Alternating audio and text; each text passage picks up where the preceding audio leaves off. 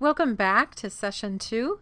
This is Lisa Wickham, and we are talking about mindfulness and its benefits in our personal lives. So again, as we mentioned before, this idea of awareness of what's going on within us actually provides us insight, and awareness of what's going on around us gives us invaluable information. So this idea of being able to pause in the moment, take a breath, create a moment of space, this actually allows us to respond to life rather than react to life. Skillfully responding to life from a place of wisdom and strength.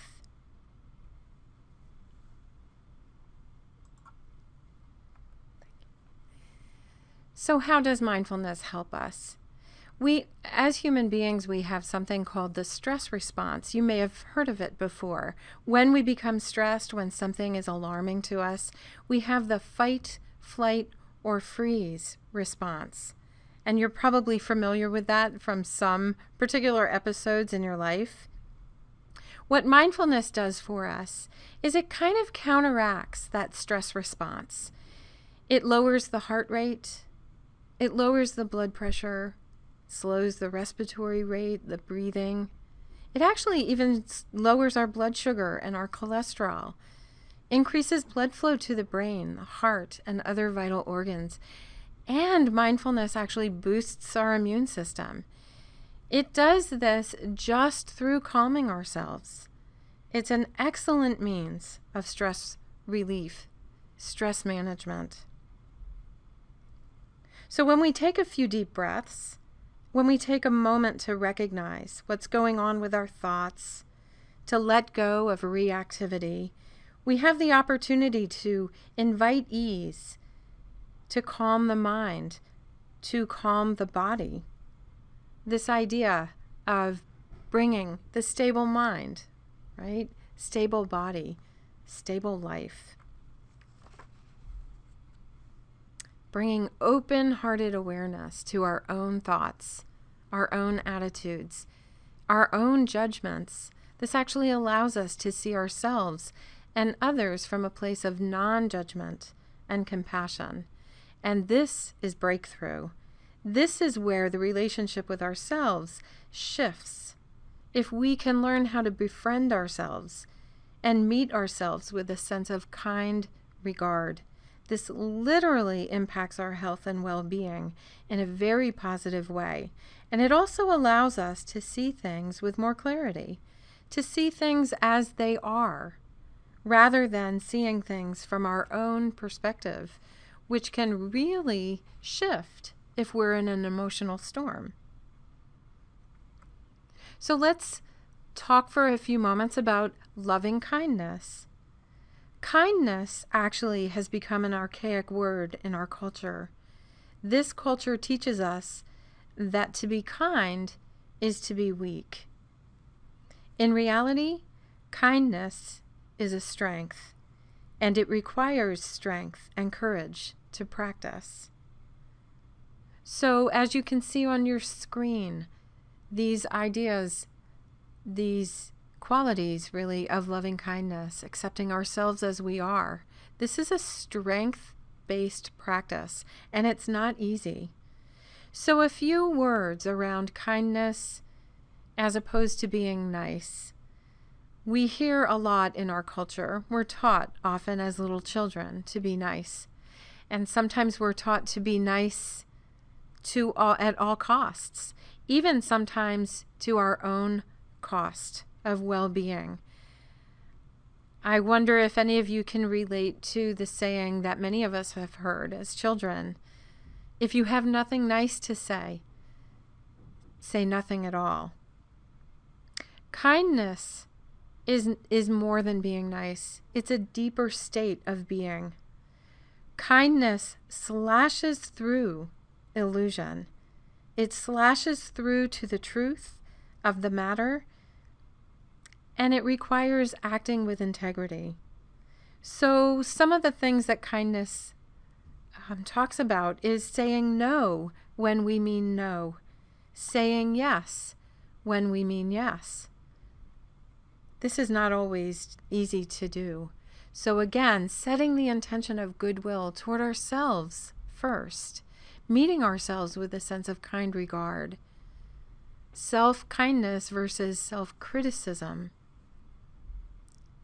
being our own best friend, tending to ourselves, tending to our needs in life, supporting ourselves and meeting our own personal needs. And again, accepting ourselves just as we are.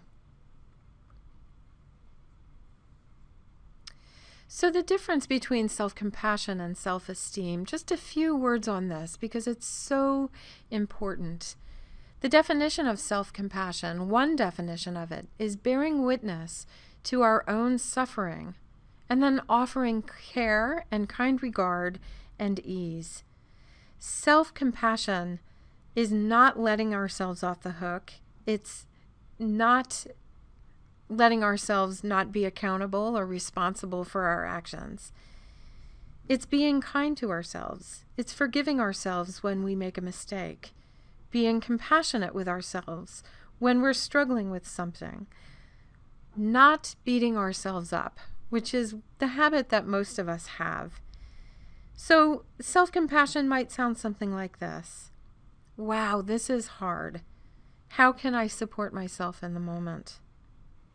Self-compassion is different than self-esteem. Self-esteem teaches us to feel good about ourselves in comparison to others, while self-compassion teaches us to accept ourselves just as we are, flaws and all. It has nothing to do with perfectionism. And then those elements of self-compassion. Self-kindness, which we've been talking a lot about just all along, right? Meeting ourselves with this kind regard. Common humanity.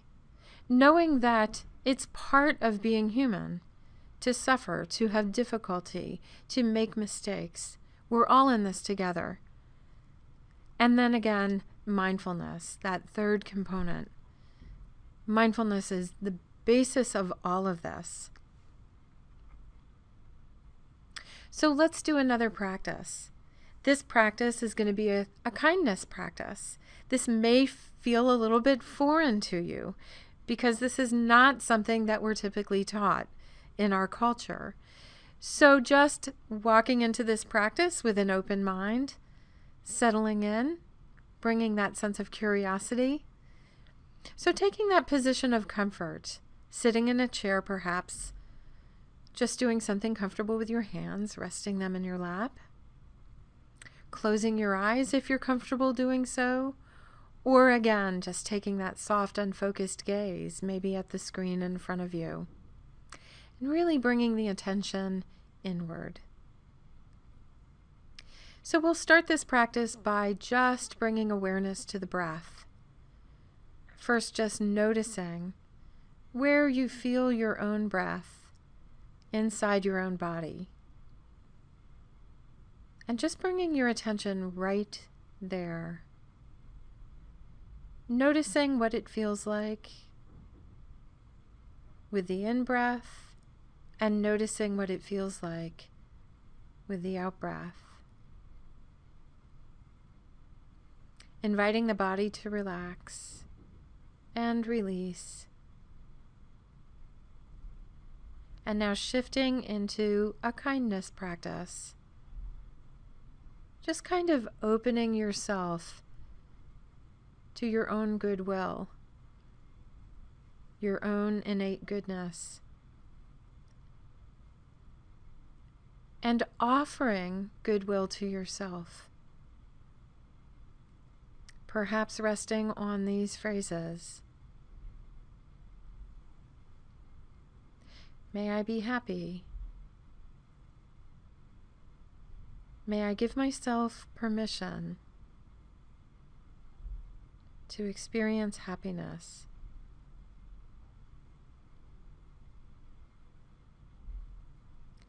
May I be healthy.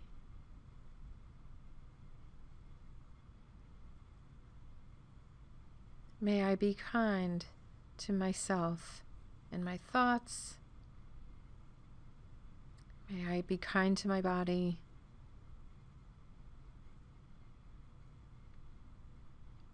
May I be peaceful and at ease.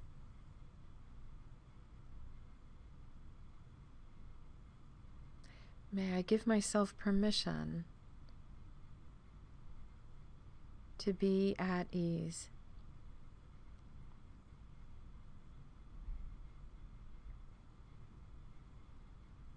May I be safe and protected from harm.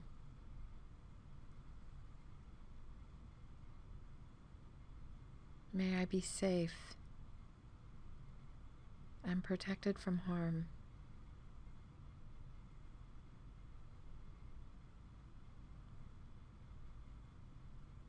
May I be happy. May I be healthy. May I be peaceful and at ease. May I be safe.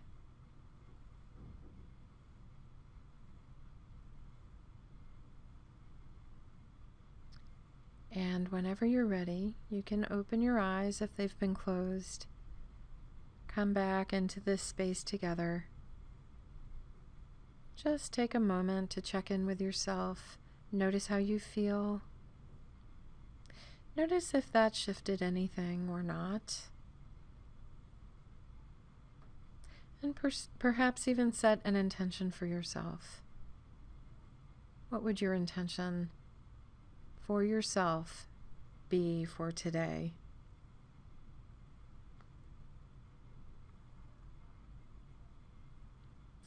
And this is the end of session 2. And some suggestions for home practices before you begin session 3. See if you can work with kind regard toward yourself. See if you can work with self-compassion, noticing when those self-critical thoughts and words arise. See if you can meet that with kindness. I encourage you to continue practicing these loving kindness practices. You can rewind and practice this one again, or just do it on your own, inviting things like happiness and health and peace and ease, or whatever wording might speak to you. And then continuing with your awareness of breathing practices, just spending 2 to 5 minutes each day, just noticing your breath, and continuing with your mindful check-in, checking in with the body, checking in with the mind, checking in with the emotional state, working with non-judgment,